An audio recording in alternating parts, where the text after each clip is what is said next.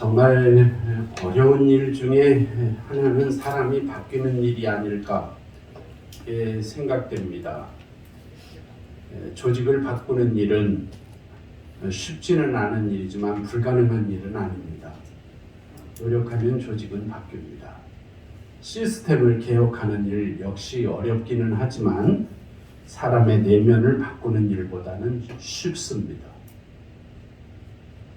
검찰이라는 괴물적 조직과 시스템을 개혁하는 일보다 더 근본적인 일은 검사 개인 한 사람 한 사람의 그 의식과 가치관과 내면이 과연 바뀔 수 있느냐 하는 과제이겠죠.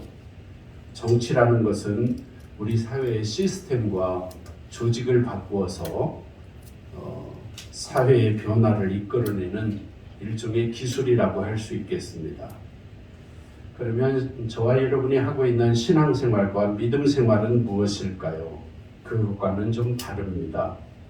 신앙생활과 믿음의 초점은 그런 조직이나 시스템을 변화시키는 것에만 우선적인 초점이 맞추어져 있지 않고 도리어 개인 한 사람 한 사람의 속사람, 내면을 바꾸는 것이 신앙생활과 믿음의 초점이라 할 수 있겠습니다.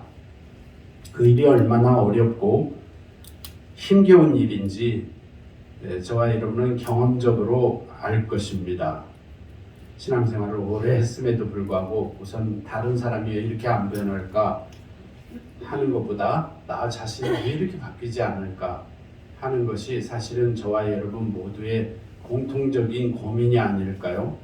그렇습니다.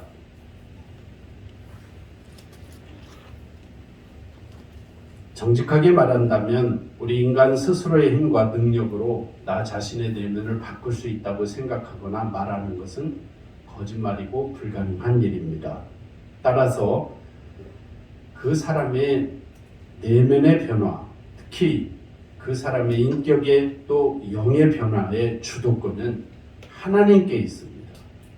그리고 우리 각 사람은 그 하나님의 목적을 깨닫고 그 하나님의 인도하심에 겸손하게 순종하면서 나 자신을 바꿔나가는 하나님의 일에 동참하는 과정이 교회 생활이고 신앙 생활이고 그것이 믿음의 목표가 아닐까요?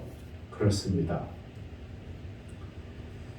요한 칼빈은 기독교 강요의 첫 장에서 하나님을 아는 지식이라는 매우 중요하면서도 근본적인 주제를 다루고 있습니다.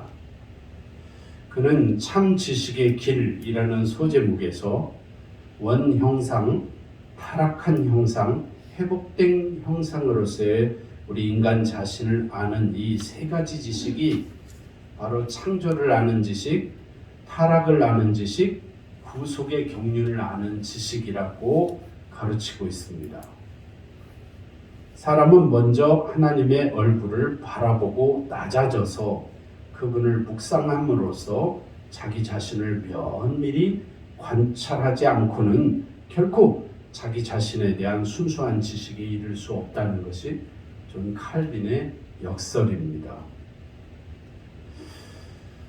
성도 여러분, 저와 여러분이 하나님의 피조물인 신앙인 인간으로서 이 세상과 삶에 대한 모든 지식의 기초가 무엇이냐고 묻는다면 그것은 바로 요한 칼빈의 진술대로는 하나님에 대한 지식이라는 것입니다. 하나님을 알지 못하고 세상을 안다고 말하는 것은 거짓말이라는 것이죠. 안다고 한들 부족한 지식이라는 것입니다.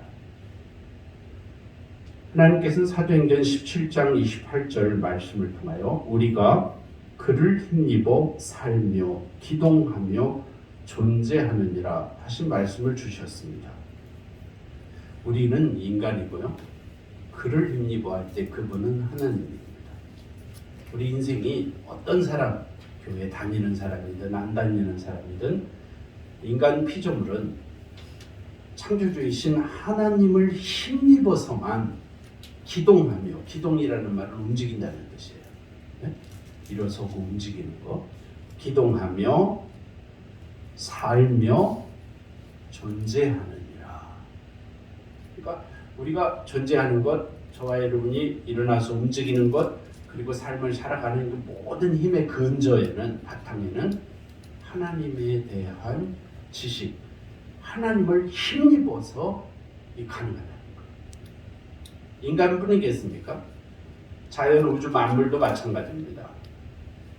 이제 봄이 되어 놀랍게 우리가 눈으로 보여지는 산천초목이 하루하루 달라지죠. 그렇죠? 어쩌면 저렇게 신비로운지 모르겠습니다. 그 지난 겨울 그렇게 추웠던 동토 다 얼어 죽었을 것 같은데 그 땅을 뚫고 말입니다. 새싹이 움터 나오는 것을 보면, 그리고 며칠 전까지만 해도 얼마나 화려한 벚꽃들이 피고, 벚꽃뿐입니까? 모든 꽃들이 이렇게 만발해서 하나님의 영광을 찬양하는 것을 우리는 보고 살고 있습니다. 인간뿐만 아니라 모든 피조물이 하나님을 힘입어 기동하며 살며 존재하느니라. 맞는 말씀이죠. 요한 칼빈은 하나님을 아는 지식과 우리 자신을 아는 지식이 함께 역사하기 때문에 참 경건이 없는 곳에는 참 지식도 없다 그랬어요. 참 경건, 참 지식. 참 경건은 하나님을 아는 지식이고요. 참 지식은 그 하나님을 아는 지식의 기초에서 나 자신을 깨달은 지식이에요.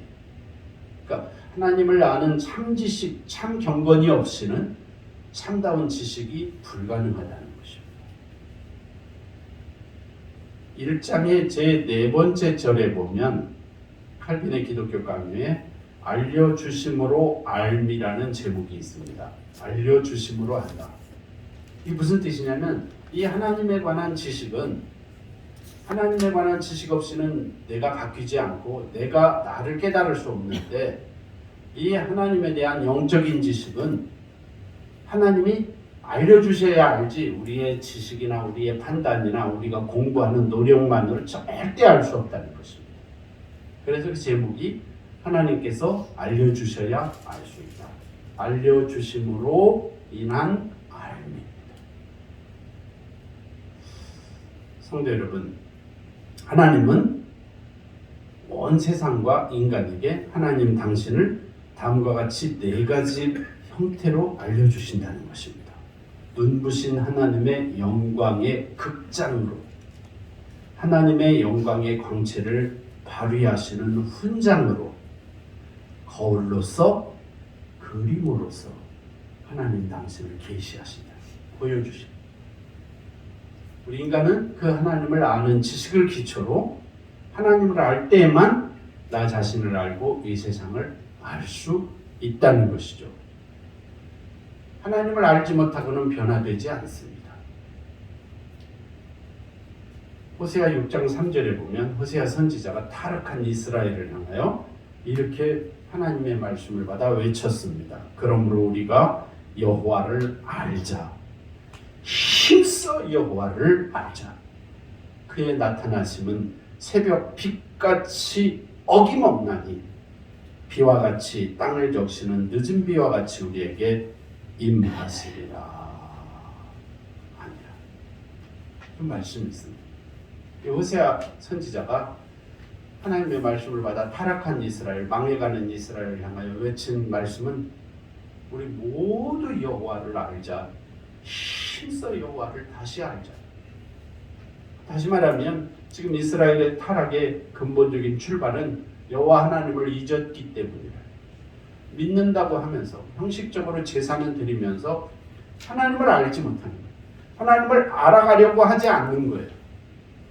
여기서부터 예배가 타락하고 경건이 타락하고 겸손을 잃어버리고 참다운 지식을 잃어버리고 경건을 잃어버리고, 그래서 이스라엘이 타락한 거예요.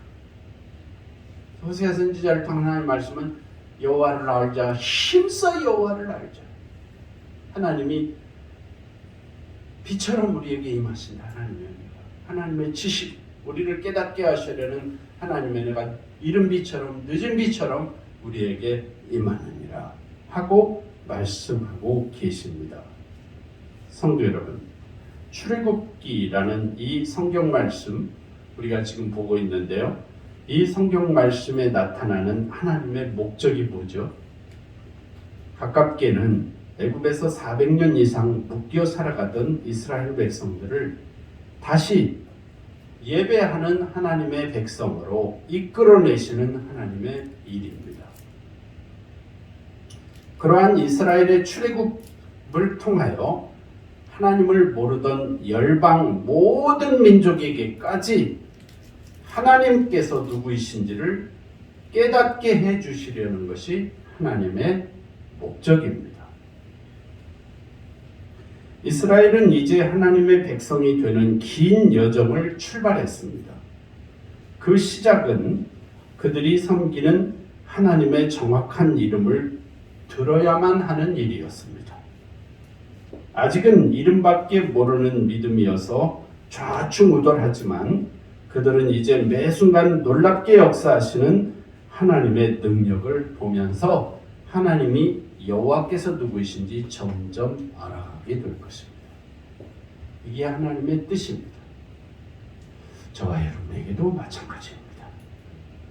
하나님을 알아가는 만큼 우리 자신을 알고 이 세상을 알고 그리고 믿음이 증진되는 것입니다.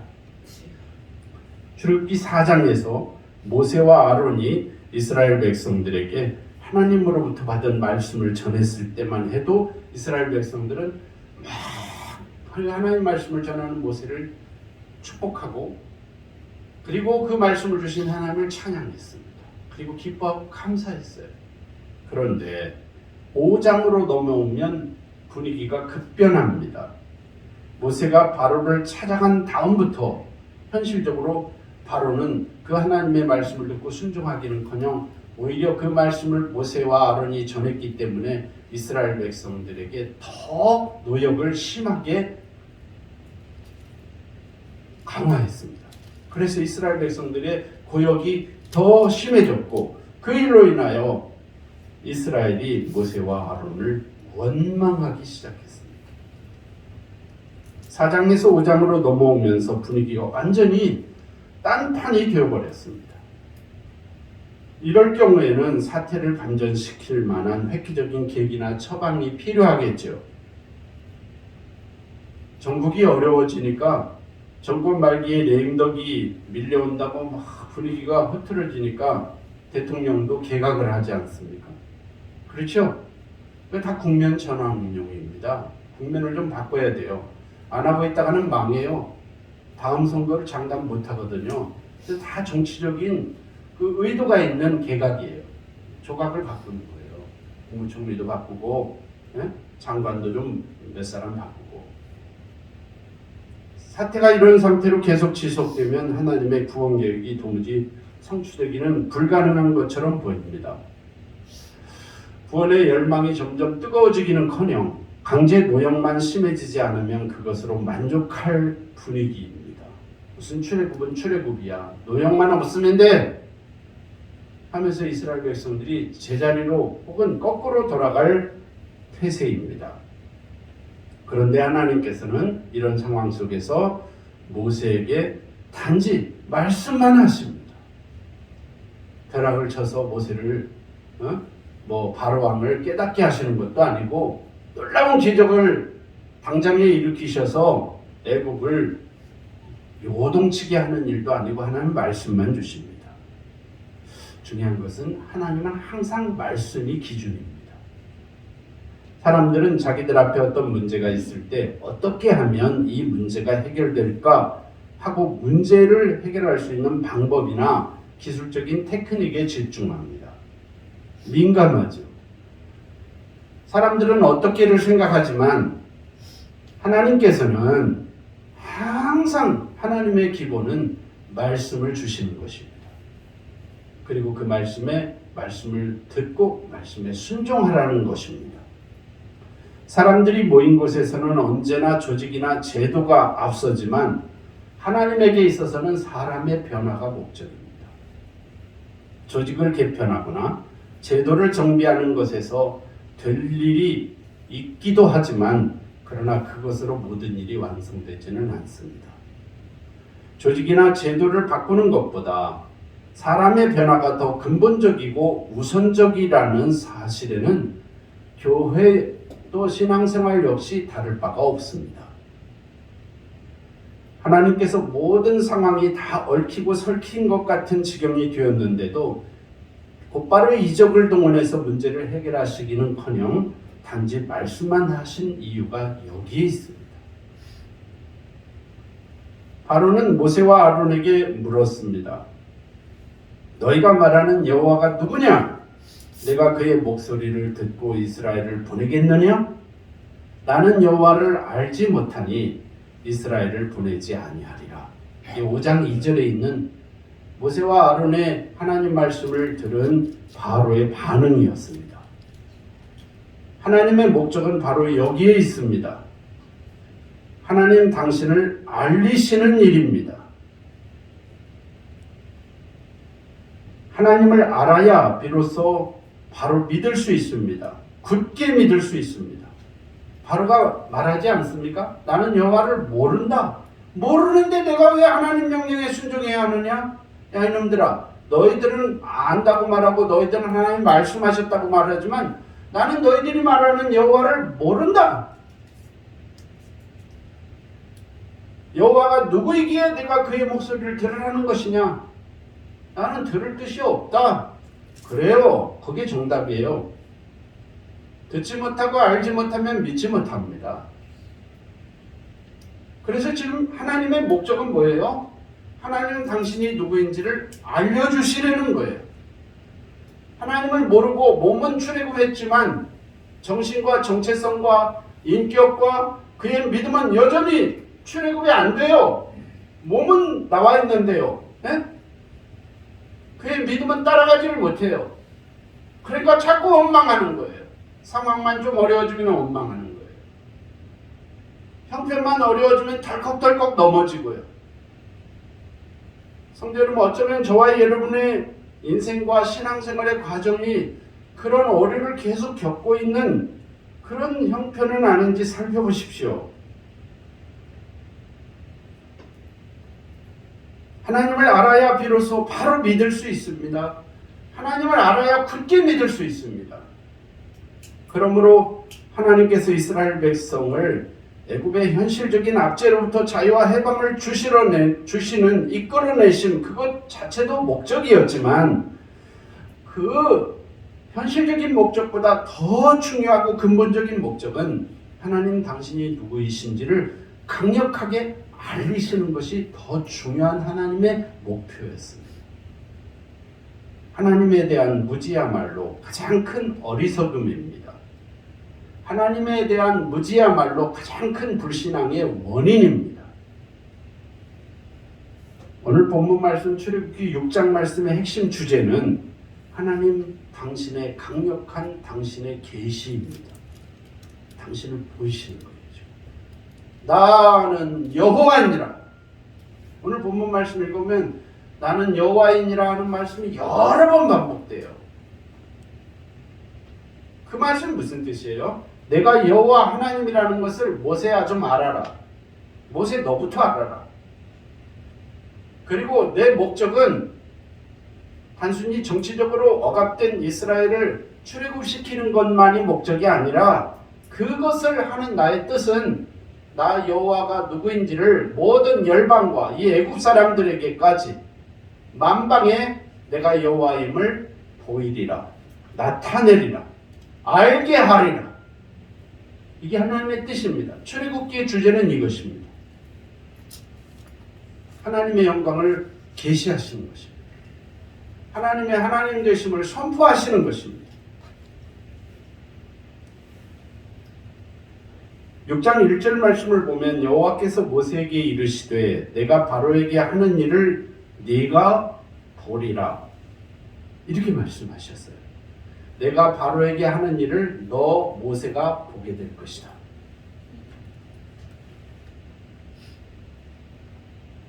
모세는 하나님께서 사명자로 모세를 부르셨지만 여러 번 자기를 부르는 하나님에 대하여 하나님의 사명을 받지 못하고 계속 거부했습니다. 그러면서 된 이유는 몇 가지입니다. 하나님, 내가 누구이기에? 하나님 저를 아시지 않습니까? 근데 나 같은 사람이 누구이기에 하나님 저보고 그 일을 하라는 겁니까? 두 번째는 하나님 당신은 누구이십니까? 이게 모세가 주저하는 두 번째 이유였어요. 백성들이 나에게 너를 보낸 여호와가 누구냐고, 하나님 누구냐고 물으면 내가 뭐라고 대답해야 됩니까? 다시 말해 모세는 말입니다. 하나님이 누구인지를 아직 확신하지 못하고 있습니다. 조금 아는 것 같지만 하나님이 누구인지를 아직 보지 못했어요. 그래서 하나님 오늘 6장 1절에서 뭐라고 말씀하세요? 내가 바로에게 행하는 놀라운 일을 통해 모세 네가 나를 보리라. 네가 나를 보게 될 것이다. 강한 손으로 말미암아 바로가 그들을 보내리라. 강한 손으로 말미암아 바로가 그들을 그의 땅에서 쫓아내리라. 여기 보면 하나님의 강한 손이라는 표현이 두 번 반복해서 쓰여집니다. 성도 여러분, 대체 누구의 손이 강한 손입니까? 당시 이스라엘 백성들에게 있어서는 바로의 손이 강한 손이었어요. 얼마나 고통스러울 정도로 이 바로의 손이 힘이 센지 몰라요. 그냥 우리를 짓누르는데 오죽하면 우리를 구원하겠다고 나선 모세와 아론이 너무 원망스러울 만큼 아팠어요. 바로의 짓누르는 손이. 이때 당시 현실적으로 이스라엘 백성들에게 있어서 강한 손은 바로의 짓누르는 손이었습니다. 바로가 그 강한 손으로 자신들을 꼼짝달싹 못하게 억누르고 있기 때문에 자기들은 숨도 마음 놓고 쉴 수 없다는 것이 이스라엘의 외침이었고 이스라엘의 이게 신음이었습니다. 그런데 하나님께서는 바로의 손이 강한 손이 아니라 나 여호와의 강한 손이 바로로 하여금 너희를 내보내게 하리라. 다음에는 나 여호와의 강한 손이 바로로 하여금 너희들을 그냥 가라 정도가 아니라 나중에는 막 쫓아낼 것이다. 쫓아내. 어서 나가라고. 하나님께서 모세에게 내가 나의 강한 손으로 바로에게 어떻게 하는지 보라라고 하셨습니다. 내가 나의 강한 손으로 바로를 굴복시키마 하신 말씀이 아닙니다. 하나님께서 바로를 굴복시키는 것을 모세 네가 보아라 보게 될 것이다 하는 말씀입니다.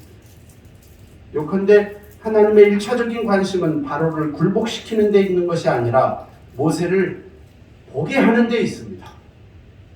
모세가 하나님의 강한 손을 보게 하는 데 있어요.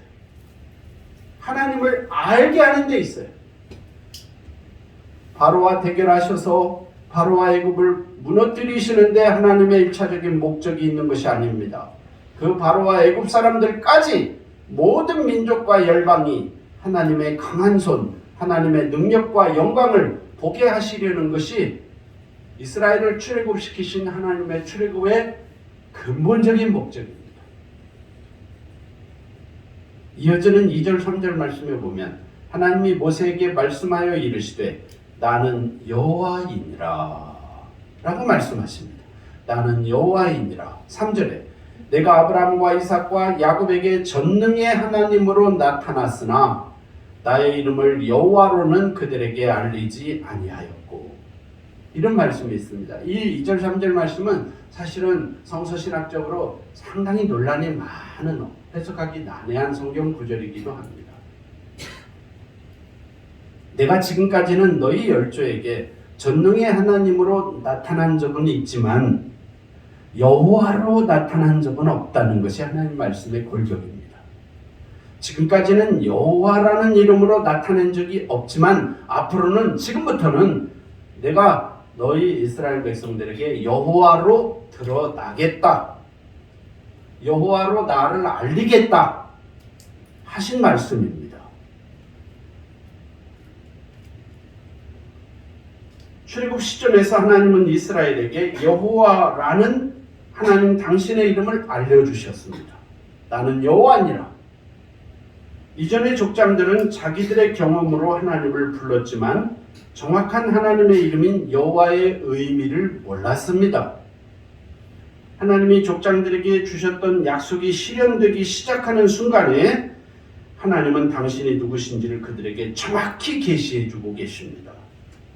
이스라엘이 하나님의 주권적 계시로 그분을 알고 그분의 백성이 되었듯이 요한 칼빈이 저와 여러분에게 아까 제가 소개시켜준 기독교 강요의 표현에서 알려주었듯이 우리의 믿음과 신앙의 성장의 주도권 역시 하나님 손에 달려있다는 것입니다. 다시 말씀을 드려서 우리가 하나님을 어떻게 알아요? 하나님이 알려주셔야 알 수 있습니다. 하나님이 알려주십니다. 전능의 하나님은 엘샤다이를 번역한 표현입니다. 아브라함, 이삭, 야곱 때까지만 해도 하나님의 능력이 강조되었습니다.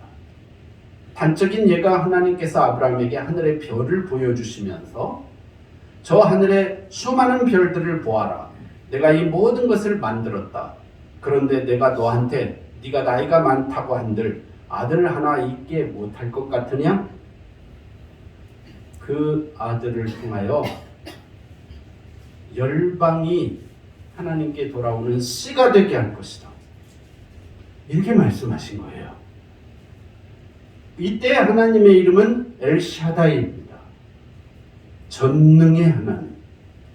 아브라함과 이삭과 야곱 때까지만 해도 하나님은 하나님의 능력을 알게 하는 것에 일차적인 관심이 있으셨기 때문에 엘샤다이의 하나님입니다. 하나님의 능력이 어느 만큼 크고 놀라운지를 알아야 하나님을 섬길 것이기 때문입니다. 그런데 지금 이스라엘 백성들의 형편은 구원받아야 할 종된 상태의 이스라엘입니다.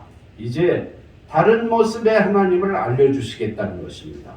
그 하나님의 이름이 바로 여호와 하나님입니다. 이 여호와라는 이름은 구원 사역과 관련된 이름입니다. 구원의 하나님입니다. 이어지는 6장 4절부터 7절 말씀에 보면 너희들이 종노릇하는 것을 내가 알고 있다. 그래서 내가 너희들에게 말한다. 나는 여호와다. 내가 너희를 애굽의 압제로부터 건져내겠다. 너희는 내가 너희를 애굽에서 건져낸 너희 하나님 여호와인 줄 알아야 한다. 하신 말씀입니다. 이스라엘이 애굽의 종신세에서 벗어난 사실과 관련하여 내가 여호와 하나님이라는 사실을 강력히 강조하고 계십니다. 나는 구원의 하나님이다. 너희가 이 사실을 알기를 바란다. 말씀드린 것처럼 여호와는 하나님의 구원 사역과 관계된 이름입니다. 아브라함, 이삭, 야곱에게는 이런 사역을 계시할 시대적인 상황이 아니었습니다. 그들은 남의 종으로 전락했던 역사가 없었기 때문입니다. 하지만 지금은 요셉의 다음 시대인 지금은 이 얘기가 다릅니다. 이스라엘을 위하여 가장 시급하게 하나님께서 계시하셔야 될 하나님의 모습은 구원하시는 하나님 여호와 하나님이기 때문입니다. 이스라엘에게 가나안 땅을 주시겠다고 하신 것은 하나님께서 아브라함 때부터 약속하셨던 언약의 내용이었습니다. 그런데 그 후손 지금 이스라엘 백성들이 어떻게 살고 있습니까? 가나안을 차지하기는커녕 애굽에서 노예 생활을 하고 있습니다. 하나님께서 이제 그 일을 하실 것입니다. 하나님의 진정한 목적은 백성들이 하나님께서 자신들에게 어떤 분이신지를 깨닫게 되는 것입니다. 7절 말씀 우리 다 같이 읽어보겠습니다. 7절 너희를 내 백성으로 삼고 나는 너희의 하나님이 되리니 나는 애굽 사람의 무거운 짐 밑에서 너희를 빼낸 너희의 하나님 여호와인 줄 너희가 알리라. 이 하나님의 목적입니다.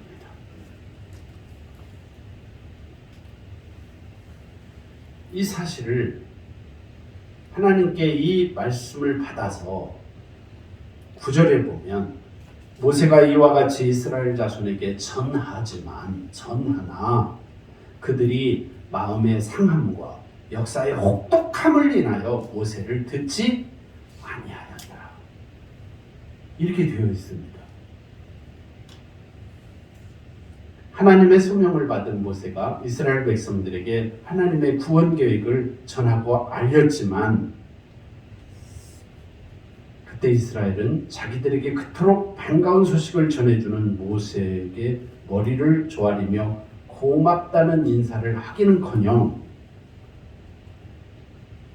그 모세가 한 말 때문에 자신들에게 부과된 노역이 점점 고통스러워지고 심해졌다는 것 때문에 급기야 이스라엘 백성들은 모세와 아론을 원망하기에 이르렀습니다. 하나님께서 모세에게 나는 여호와다 내가 내 백성을 구원하겠다라고 하신 말씀을 모세가 이스라엘에게 전했지만 그들은 모세의 얘기를 듣지 않았습니다. 자기들의 처지가 곤궁해졌기 때문입니다. 만일 모세가 바로를 만난 다음부터 바로가 이스라엘에게 호의를 베풀었으면 모세의 얘기를 이스라엘 백성들이 반갑게 들었을 것입니다. 여러분, 제가 이 말씀을 드리면 여러분이 이렇게 이해하셔야 됩니다. 하나님의 말씀을 하나님의 말씀 자체로 받아들이는 일이 이렇게 쉬운 일이 아니라는 것입니다. 선민 이스라엘 백성들조차 어떻게 들었어요? 자기 입장을 기준으로 말씀을 골라서 들었다는 것입니다. 오늘날도 마찬가지입니다. 자기에게 유리한 일이 있으면 하나님의 뜻이 성취되는 중이고 자기에게 불리한 일이 계속되면 하나님이 뜻을 돌이키신 일, 하나님께서 떠나신 일이라고 생각하고 자기 나름대로 듣는다는 것입니다. 변함없으신 하나님의 약속의 말씀보다 현재 나를 둘러싸고 있는 상황만을 기준으로 사람들은 원망하고 의심하고 불신한다는 것이죠. 이때 하나님께서 모세에게 주신 말씀은 10절, 11절 말씀입니다. 이런 상황임에도 불구하고 여호와께서 모세에게 일러 가라사대 들어가서 애굽 왕 바로에게 말하여 이스라엘 자손을 그 땅에서 내어 보내게 하라. 지금 모세가 처한 상황은 그렇게 쉬운 상황이 아니죠. 백성들이 원망해요. 그런데도 하나님은 일방적이셔요. 들어가라. 바로에게 가라. 그리고 내가 시킨 말을 그대로 전해라. 백성들을 내보내게 해라. 백성들은 모세를 믿지 않았습니다. 모세가 전한 말씀을 듣지 않았습니다. 받아들이지 않습니다. 도리어 원망합니다. 그런데 하나님은 단지 이렇게만 말씀하십니다. 들어가서 애굽 왕 바로에게 말하여 이스라엘 자손을 그 땅에서 내보내게 하라. 여기까지 끝입니다.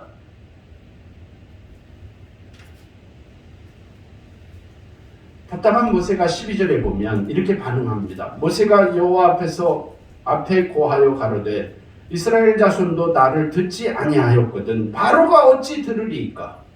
나는 입이 둔한 자니이다. 이렇게 말합니다. 우리 백성, 내 백성도 안 듣는데 하나님 저보고 바로에게 가서 말하라고요? 바로가 듣겠습니까? 하나님, 저는 입술이 둔하다고 했지 않습니까? 저는 언변이 부족하지 않습니까? 하나님 아시잖아요. 그래서 처음부터 안 간다고 했었잖아요, 하나님. 그러니까 네 형 모세가 있으니까 가라고 말씀하셔서 제가 순종은 했지만 이럴 줄 알았습니다, 하나님. 저보고 어떻게 하라는 겁니까? 하는 원망입니다, 이게 지금. 대책 없는 하나님의 말씀에 비하여 모세 얘기가 훨씬 더 합리적으로 들리지 않습니까? 하나님 좀 생각 좀 해보십시오. 이스라엘 사람들은 제 얘기를 안 듣는 형편인데 바로 왕에게 가서 얘기를 전하면 바로가 제 얘기에 신경이나 쓰겠습니까? 이렇게 말하는 모세의 얘기는 지극히 타당한 논리처럼 들립니다. 아마 모세는 하나님을 전후사정도 모르고 같은 말만 계속해서 반복하시는 답답한 아버지로 알았을 것입니다. 하지만 이때 모세가 나는 입이 둔한 자입니다 라고 말하는 사실에 주목해야 합니다. 이 얘기는 모세가 끊임없이 어떤 강박관념에 시달리고 있었는데 자기가 말을 잘해서 모세를 설득시켜야만 한다고 끝까지 생각하고 있는 거예요. 나는 그 능력이 부족해서 안 된다는 것이 모세의 신념입니다. 성도 여러분, 하나님은 이걸 내려놓기를 원하시는 거예요. 지금 이놈이 하는 게 아니다 이놈아. 네 알량한 말 주변으로 될 일이 아니다. 너 그것만 믿고 계속 그것 때문에 못 간다고 투정 부리는데, 야 이놈아, 너 내가 여호와인 줄 너부터 알아야 되겠다. 내가 모세에게 앞으로 할 일을 통해 모세 네가 내가 여호와인 줄 보리라.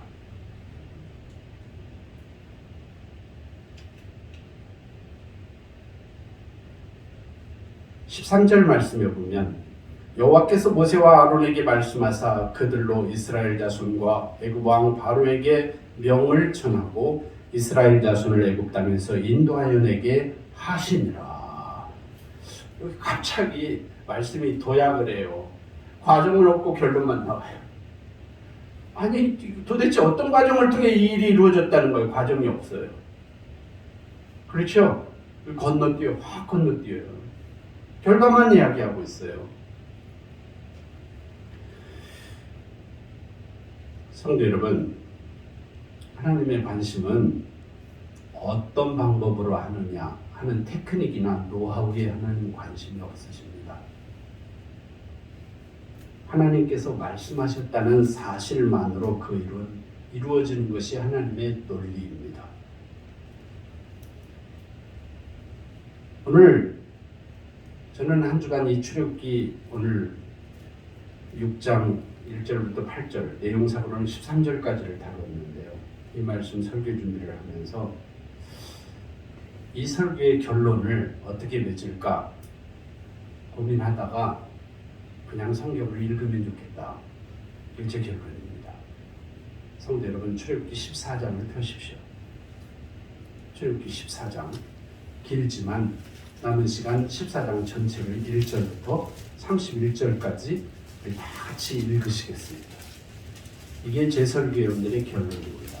출애굽기 14장 1절부터 우리 다 같이 1절부터 맞춰서 봉독하겠습니다. 시작. 여호와께서 모세에게 말씀하여 이르시되 이스라엘 자손에게 명령하여 돌이켜 바다와 믹돌 사이에 비하히롯 앞 곧 바알스본 맞은편 바닷가에 장막을 치게 하라. 바로가 이스라엘 자손에 대하여 말하기를 그들이 그 땅에서 멀리 떠나 광야에 갇힌 바 되었다 하리라. 내가 바로의 마음을 완악하게 한즉 바로가 그들의 뒤를 따르리니 내가 그와 그의 온 군대로 말미암아 영광을 얻어 애굽 사람들이 나를 여호와인 줄 알게 하리라 하심에 우리가 그대로 행하니라.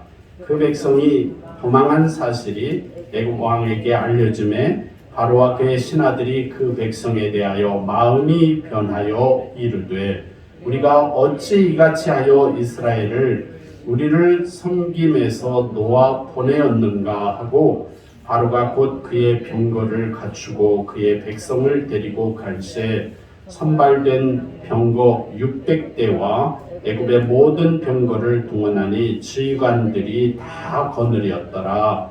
여호와께서 애굽 왕 바로의 마음을 완악하게 하셨으므로 그가 이스라엘 자손의 뒤를 따르니 이스라엘 자손이 담대히 나갔습니다. 애굽 사람들과 바로의 말들, 병거들과 그 마병과 그 군대가 그들의 뒤를 따라 바알수본 맞은편 비하히롯 곁 해변 그들이 장막 친 데에 미치니라. 바로가 가까이 올 때에 이스라엘 자손이 눈을 들어 본즉 애굽 사람들이 자기들 뒤에 이른지라. 이스라엘 자손이 심히 두려워하여 여호와께 부르짖고 그들이 또 모세에게 이르되 애굽에 매장지가 없어서 당신이 우리를 이끌어내어 이 광야에서 죽게 하느냐? 어찌하여 당신이 우리를 애굽에서 이끌어내어 우리에게 이같이 하느냐? 우리가 애굽에서 당신에게 이런 말이 이것이 아니냐? 이르기를 우리를 내버려 두라. 우리가 애굽 사람을 섬길 것이라 하지 아니하더냐? 애굽 사람을 섬기는 것이 광야에서 죽는 것보다 낫겠노라. 모세가 백성에게 이르되 너희는 두려워하지 말고 가만히 서서 여호와께서 오늘 너희를 위하여 행하시는 구원을 보라. 너희가 오늘 본 애굽 사람을 영원히 다시 보지 아니하리라. 여호와께서 너희를 위하여 싸우시리니 너희는 가만히 있을지니라. 여호와께서 모세에게 이르시되 너는 어찌하여 내게 부르짖느냐? 이스라엘 자손에게 명령하여 앞으로 나가게 하고 지팡이를 들고 손을 바다 위로 내밀어 그것이 갈라지게 하라. 이스라엘 자손이 바다 가운데서 마른 땅으로 행하리라. 내가 애굽 사람들의 마음을 완악하게 할 것인즉 그들이 그 뒤를 따라 들어갈 것이라. 내가 바로와 그의 모든 군대와 그의 병거와 마병으로 말미암아 영광을 얻으리니 내가 바로와 그의 병거와 마병으로 말미암아 영광을 얻을 때에야 애굽 사람들이 나를 여호와인 줄 알리라 하시더니 이스라엘 진 앞에 가던 하나님의 사자가 그들의 뒤로 옮겨가매 구름 기둥도 앞에서 그 뒤로 옮겨 애굽 진과 이스라엘 진 사이에 이르러 서니 저쪽에는 구름과 흑암이 있고 이쪽에는 밤이 밝음으로 밤새도록 저쪽이 이쪽에 가까이 못하였더라. 모세가 바다 위로 손을 내밀매 여호와께서 큰 동풍이 밤새도록 바닷물을 물러가게 하시니 물이 갈라져 바다가 마른 땅이 된지라. 이스라엘 자손이 바다 가운데를 육지로 걸어가고 물은 그들의 좌우에 벽이 되니 애굽 사람들과 바로의 말들 병거들과 그 마병들이 다 그들의 뒤를 추격하여 바다 가운데로 들어오는지라.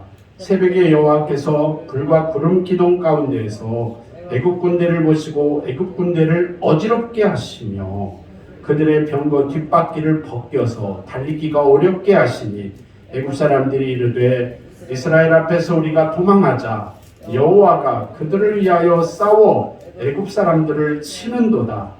여호와께서 모세에게 이르시되 내 손을 바다 위로 내밀어 물이 애굽 사람들과 그들의 병거들과 마병들 위에 다시 흐르게 하라 하시니 모세가 곧 손을 바다 위로 내밀매 새벽이 되어 바다의 힘이 회복된지라.